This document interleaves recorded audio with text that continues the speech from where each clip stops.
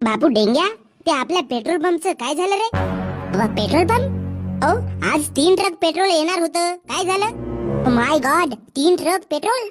बापू, तू माझा मित्र होस म्हणून मी तुला माझा पीए बनवलो, ना तू माझ्या 30 करोडाच्या धंद्यावर लक्ष नाही देस? 30 करोडचा धंदा?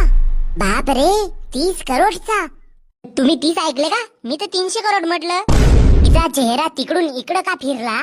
30 करोडचा धंदा डायरेक्ट 300 करोड वर गेला. वाव, तसं काय करता तुम्ही?